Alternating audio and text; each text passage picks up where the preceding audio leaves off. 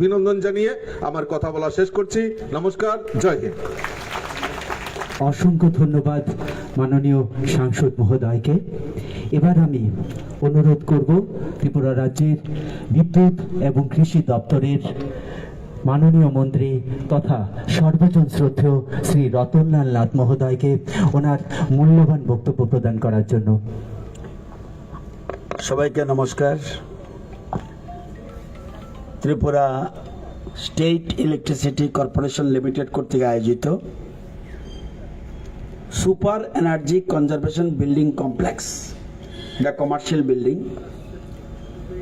এই বিল্ডিংয়ের শিলান্যাস উপলক্ষে যে ভূমি পূজন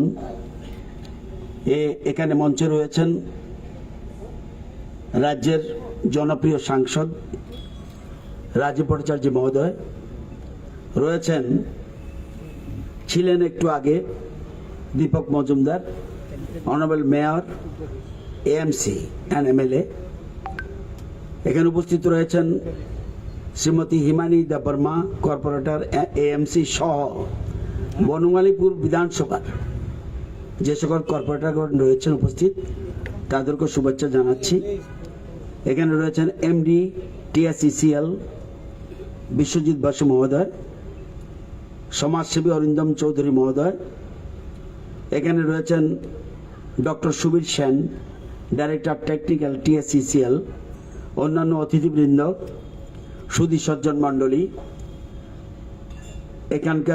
এখানে উপস্থিত বিদ্যুৎ গ্রাহকগণ, সাংবাদিক বন্ধুরা, সবাইকে স্বাগত। আপনারা জানেন যে এই বিল্ডিংটা কি, একটু আগে সুবীরবাবু বলেছেন, তবু আমি বলি, বিখ্যাত জীববিজ্ঞানী ডারউইন বলেছেন যে সকল প্রজাতি দৈহিক শক্তিশালী তারাই বেশি দিন পৃথিবীতে বেঁচে থাকবে, এটা ঠিক না। আবার এটা বলেছেন যারা বেশি বুদ্ধিমান তারাই কি বেশি দিন টিকে থাকবে পৃথিবীতে, বলছেন না।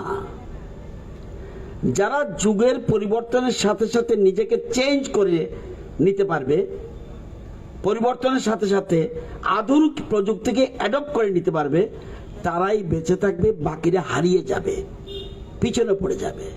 যেমন computer, mobile, digital, paperless, cashless, internet, Facebook, Instagram, tweet, drone, Google pay, tab, smartphone, smart meter, internet, আধুনিক টেকনোলজি, এটা যদি আমি অ্যাডপ্ট করতে না পারি তাহলে আমি পিছিয়ে পড়ব। সেটা ভারতবর্ষ হোক, ত্রিপুরা রাজ্য হোক, যে কোনো রাজ্য হোক, অর্থাৎ আমি অ্যাডপ্ট করে নিতে হবে। কারা কারা কম্পিউটারের বিরোধিতা করেছে, মোবাইলের বিরোধিতা করেছে, সেটা আমি যাচ্ছি না। যারা এই অ্যাডপ্ট করতে না পারবে আপনি পিছিয়ে পড়বেন।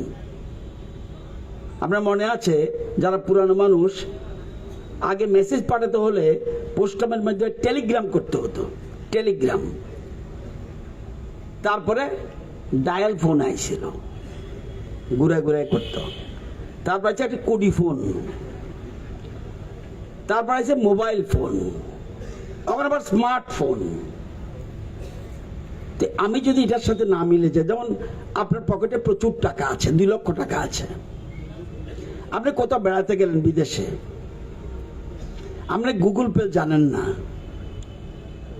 আপনি উপোস থাকবেন, টাকা আপনার পকেটে। এই যে নিউ টেকনোলজি অ্যাডপ্ট করে নিতে হবে। আমাদের সরকার, দেশের প্রধানমন্ত্রী এবং আমাদের রাজ্য সরকার সবচেয়ে আগে আমরা নিউ টেকনোলজিগুলো অ্যাডপ্ট করতে চাইছি। এই অ্যাডপ্ট করতে গেলেই, অ্যাডপ্ট করতে পারলেই আমরা পৃথিবীতে টিকে থাকতে পারবো এবং রাজ্যকে এক ত্রিপুরা শ্রেষ্ঠ ত্রিপুরা বানাতে পারবো। এই যে বিল্ডিংটা হবে, এটা টোটাল খরচ যাবে 12,33,00,000। এটার নাম হলো সুপার ইসিবিসি বিল্ডিং। এই বিল্ডিংটার বানানোর অর্থ এবং এই ধরনের ভারতবর্ষে মাত্র 5টা মডেল ভবন তৈরি হচ্ছে সারা দেশে, এবং দেখা যাবে 30-40% বিদ্যুৎ কম লাগবে। এবং নর্থ ইস্টের মধ্যে আমাদের রাজ্যে এই ভবন তৈরি হচ্ছে, এবং G+3 4তলা বিল্ডিং হবে। স্টেট ডেজিগনেটেড এজেন্সি এই বিল্ডিং এ বসবে। Bureau of energy efficiency BEE office এখানে বসবে। এখানে এখন বর্তমানে ত্রিপুরাতে নেই, ওরা বসবে এখানে। TCCL এর ইলেকট্রিক সার্কেল 1 সার্কেল 2 এটাও বসবে এই 4তলা বিল্ডিং এ, এবং শেষ করতে সময় লাগবে 18 মাস। আপনারা জানেন ত্রিপুরাতে বর্তমানে বিদ্যুতের পিক ডিমান্ড, সবচেয়ে ডিমান্ড প্রতিদিন কত লাগে, সবচেয়ে দরকার 378 মেগাওয়াট। 378 মেগাওয়াট লাগবে সমস্ত রাজ্যে বিদ্যুৎ পিক ডিমান্ড। 31-32 যখন আসবে, এখন কিন্তু 25-26 চলছে, 31-32 যখন আসবে বছর, তখন লাগবে 650 মেগাওয়াট। খুব ভালো করে বুঝতে হবে জায়গাটা, কারণ উন্নয়ন করতে হলেই বিদ্যুৎ সবার আগে দরকার। উইদাউট পাওয়ার আপনি কোনো ডেভেলপমেন্ট করতে পারবেন না। এই জন্য প্রধানমন্ত্রী সারা পৃথিবীতে সবচেয়ে আগে ডাক দিয়েছেন। আপনি বর্তমানে আমরা কতক্ষণ বিদ্যুৎ দেই? 24 ঘন্টার মধ্যে এট প্রেজেন্ট 23 ঘন্টা 54 মিনিট দেই, বলে মাঝে মাঝে ট্রিপিং আসতে পারে, কিন্তু আমাদের কেন না, এটা প্রত্যেক কেন্দ্র থেকে এটা মেনটেন করে যে কিভাবে। এটা আমি ইচ্ছা করলে আমি বাড়িয়ে বলবো যে না 24 ঘন্টার মধ্যে 24 ঘন্টা দিই, নট কারেক্ট।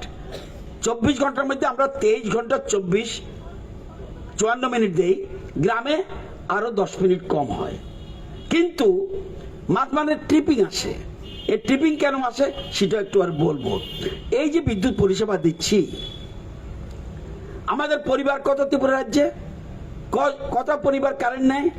10,57,000 পরিবার, 10,57,000 বিদ্যুৎ নেয়। আমাদের সরকার আসার আগে কত লক্ষ নিত? 7,21,000। তার মানে ডেভেলপমেন্ট হচ্ছে। যখনই মনে রাখবেন কারেন্ট চাইবে, তাহলে দেখবেন এক এক বাড়ি 3টে এসি লাগাবে দরকার হলে, আমার কোনো আপত্তি নেই, 3টা কেন 5টা লাগাক। কিন্তু আমাদের সরকার আসার আগে মাত্র 7,21,000 গ্রাহক ছিল, এখন 10,57,000। একটু আগে যে আমাদের MP সাহেব বলল, যদি আমরা অর্ধেক পরিবার, খুব ভালো করে ওই জায়গাটা বুঝবেন, যদি আমরা অর্ধেক পরিবার 5 লক্ষ পরিবার মাত্র 2 কিলোওয়াট, আপনি কত কিলোওয়াট বসেছেন?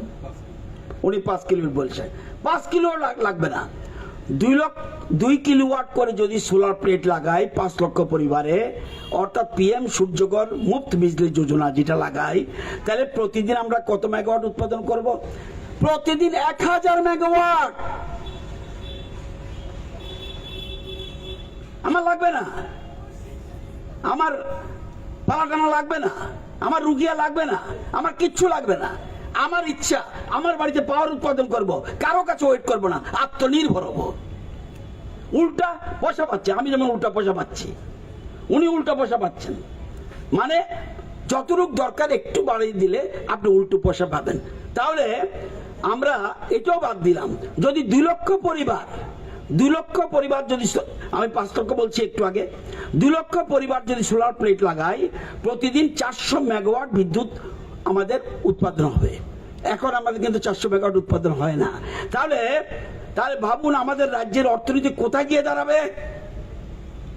তাহলে কি, তাহলে আমাদের GDP বাড়বে, মাথাপিছু ইনকাম বাড়বে, পার ক্যাপিটা ইনকাম বাড়বে, আমরা সুইজারল্যান্ডের সাথে কম্পিট করতে পারবো। একটা রাজ্যের উন্নয়ন আপনি কিভাবে উন্নয়ন বলবেন? শার্ট প্যান্ট দেখে না, উন্নয়ন দেখবেন যে সে রাজ্যের পার ক্যাপিটা ইনকাম কত, মাথা পিছু আয় কত। যেমন আমাদের রাজ্যে আমাদের সরকার আসার আগে রাজ্যের মাথা পিছু আয় কত ছিল? বছরে 1,04,000 টাকা। এবার আমাদের 7 বছরে আমাদের সরকার, আগে বিপ্লব দেব, বর্তমানে মুখ্যমন্ত্রী মানিক সাহার নেতৃত্বে যে সরকার, সেই সরকার আমাদের পার ক্যাপিটা ইনকাম আগে ছিল 1,04,000 টাকা, এখন হচ্ছে 1,98,000 টাকা। তাহলে আমাদের সরকারের ডেভেলপমেন্টের ফলো করুন। এবার আমাদের টার্গেট কি, 2030-এ রাজ্যের মানুষের মাথা পিছু আয় 3,70,000 করতে চাই।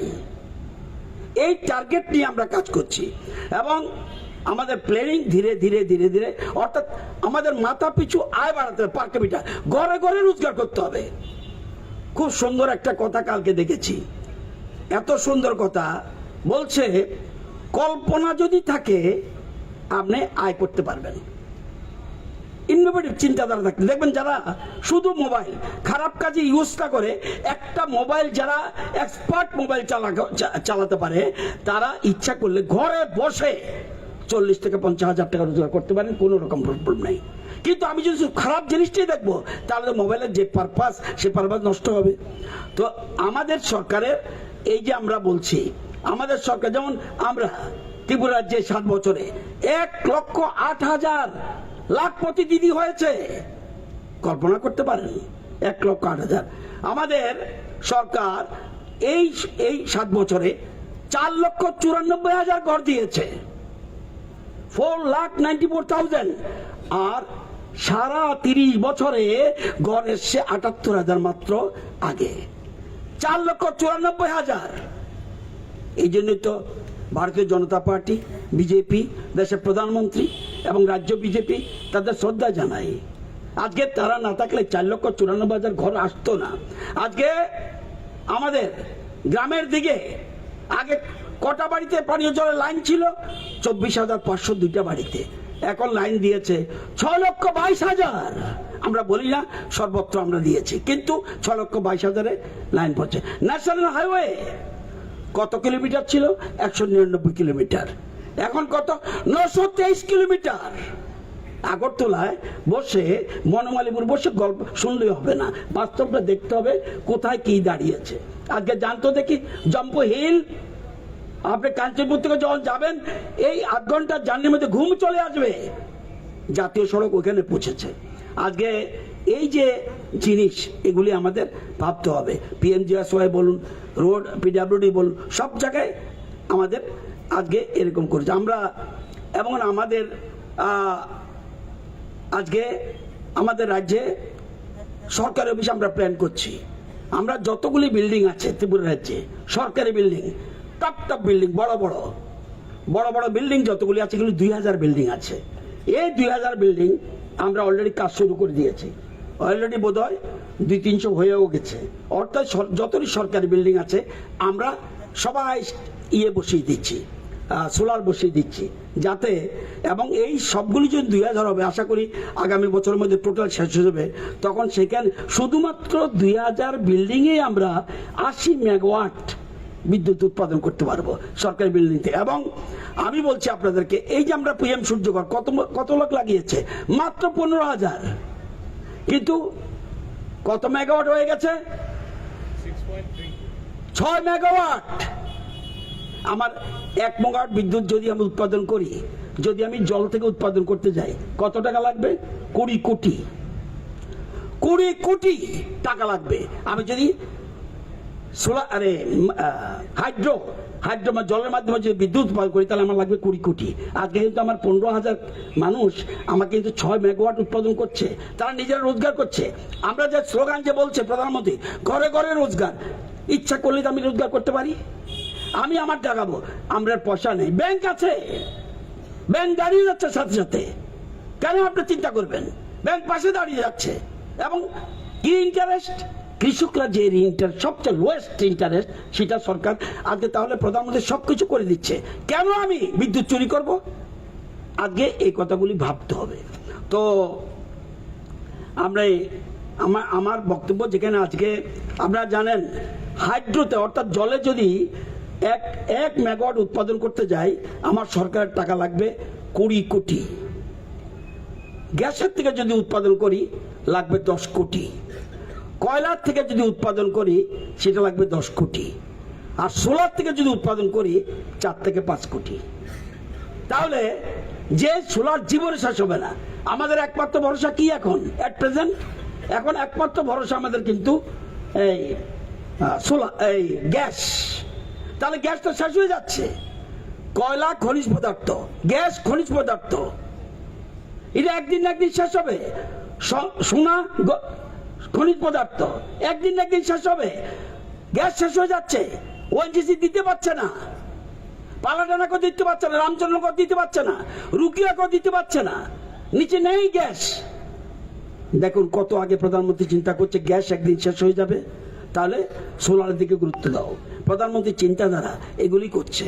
এবং আমরা জানেন যখন আমরা যেমন আমরা আরেকটা সুবিধা আছে, যখন আপনি বাড়িতে উৎপাদন করবেন আমার ট্রান্সপোর্টেশন লস লাগবে না। ট্রান্সপোর্টেশন লস দিতে হয়, আপনাকে যে সার্ভিস দিচ্ছি, ধরুন আমি মিজোরাম থেকে, দুর্গাপূজার সময় আমরা মিজোরাম থেকে আনি, আবার বড়দিনের সময় 25 ডিসেম্বর তারা আমাদের থেকে নেয়। এই যে আনতে যায় ট্রান্সপোর্টেশন লস হয়, লস কে দেয়? আপনারা। তাহলে আমি যদি আমার বিদ্যুৎ উৎপাদন করি আমার লস টসের দরকার নেই, এগুলি ভাবতে হবে। তো আমি আজকে আমাদের রাজ্য যেরকমভাবে এগুচ্ছে, বিশেষ করে বিদ্যুতের ক্ষেত্রে আমরা নতুন নতুন টেকনোলজি, আমরা জানেন যে এর মধ্যে আমরা 132 কেবি সাবস্টেশন, টেকনিক্যাল ওয়ার্ড, তবু বলে দিই এত বছরে কটা করেছিল? 132 কেবি সাবস্টেশন 12টা, এখন কটা? 21টা। 7 বছর মধ্যে চলে এসছে এই জায়গায়। আরো 2টার কাজ চলছে। 132 কেবি লাইন কত কিলোমিটার ছিল আগে? 485 কিলোমিটার, এখন কত? 986 কিলোমিটার। আরো 102 কিলোমিটার কাজ চলছে। 33 কেবি সাবস্টেশন 44টা ছিল আগে সরকারের আমলে, এখন কয়টা? 75টা হয়ে গেছে, আরো 18টা কাজ চলছে। 33 কেবি লাইন 896 কিলোমিটার ছিল, এখন 1436 কিলোমিটার করেছি, এবং 212 কিলোমিটার আরো চলছে। আন্ডারগ্রাউন্ড কেবল মাত্র 95 কিলোমিটার ছিল, এখন 408 কিলোমিটার হয়েছে। আমাদের প্ল্যান সারা আগরতলা কর্পোরেশন এলাকাকে, সারা আগরতলা, যে কথায় আপনারা বলছেন যে কারেন্ট চলে যায়, যাবেই তো, ট্রিপিং হবে, তুফান। আমাদের রাজ্যে কাছেই হলো বেঙ্গল, যত সাইক্লোন আসে তখন এই যে বাড়ি খায় তখন কারেন্ট চলে যায়, ট্রিপিং। এটার নাম লোডশেডিং না, চলে যাবে। এই জন্য আমরা অনেকটা চেষ্টা করছি এখন কভার কন্ডাক্টর দিতে, কিন্তু আমরা করছি আগরতলা শহরটাকে পুরা কর্পোরেশন এলাকা। আমাদের অলরেডি কালকে মিটিংও হয়েছে এবং আমাদের টেন্ডারের কাজে চলে যাচ্ছে। আমরা এর মধ্যে কাজ শুরু করে দেব।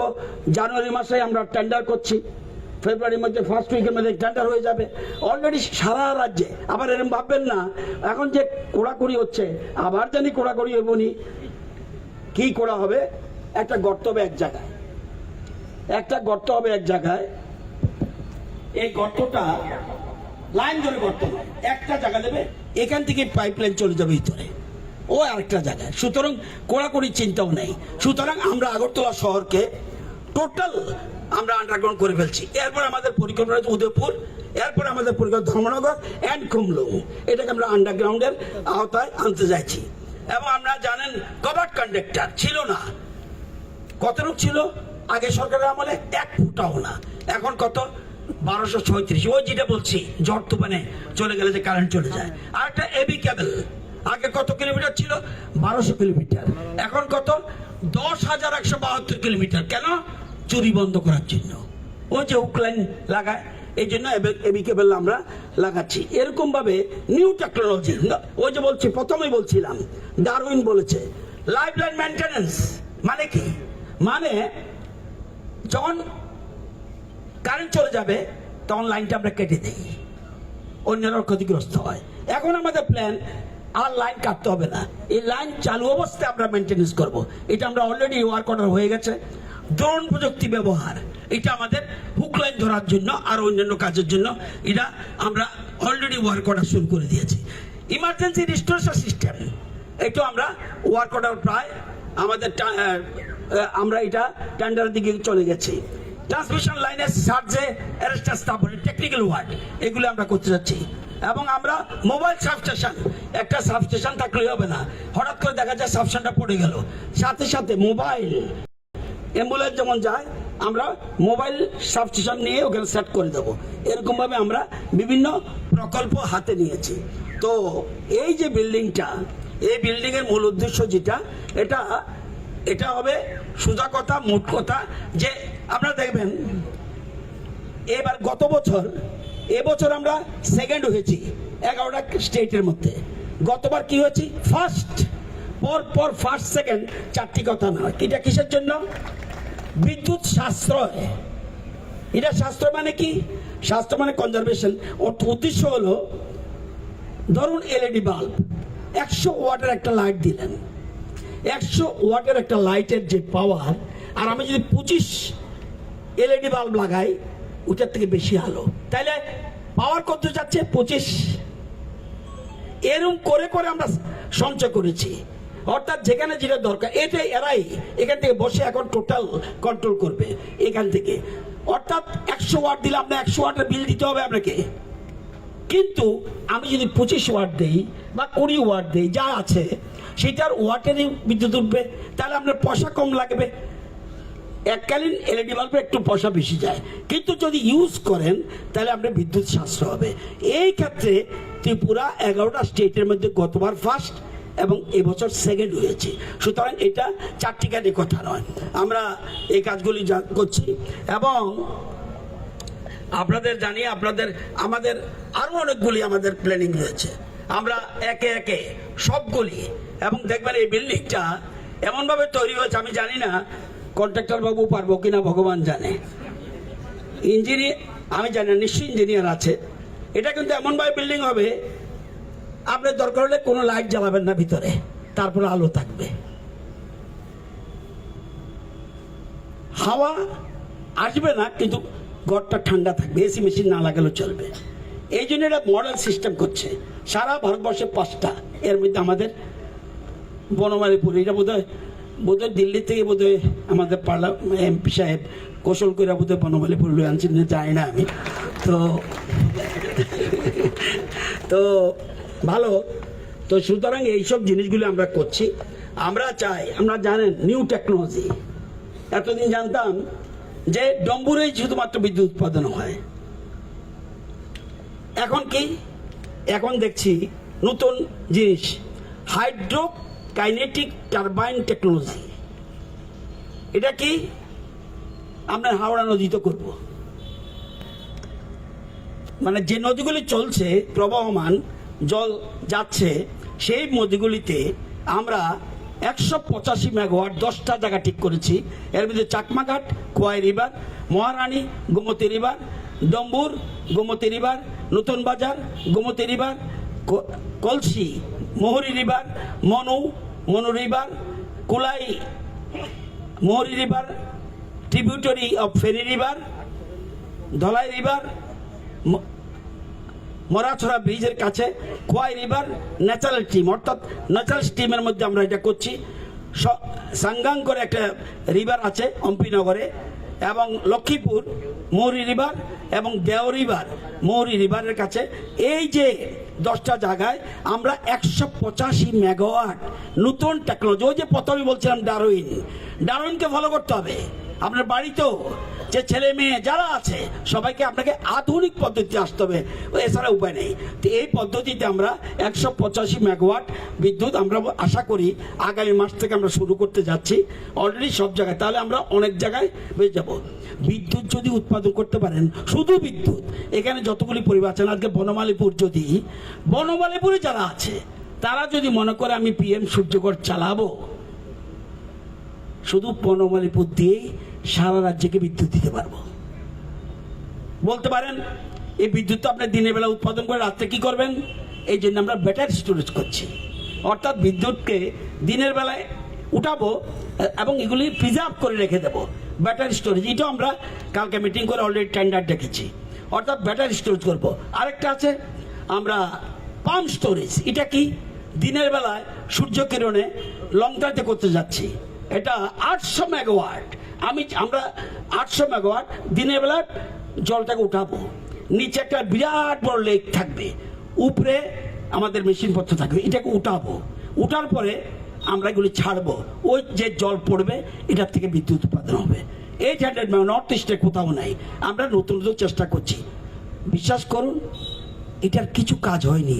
অতীতে নামে মাত্র একটা খাড়া রয়েছিল, কিচ্ছু কাজ হয়নি। এখন তো দোষ পড়ে সবটা রতননাথ, লাইন গেলে গই রতননাথ গেছে গা। তো বাস্তব চিত্র কোথায় আমার ডিপার্টমেন্টে গেলে বুঝতে পারবেন কোথায় গেছে। আজকে এসএলডিসি, আজকে নর্থ ইস্টের মধ্যে আমরা প্রাইজ পেয়েছি, চিন্তা করা যায়। তো আমাদের এই যে নতুন নতুন টেকনোলজি আমরা সবগুলি গ্রহণ করতে যাচ্ছি। একবার মনে রাখবেন, আমাদের রাজ্যের এখন কিন্তু অভাব সেরম নেই।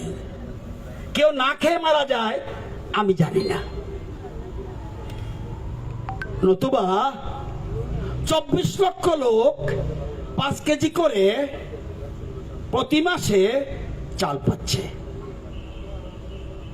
কোন পরিবার আছে কিনা আমার জানা নাই। আমাদের এখন দরকার, আমাদের জানেন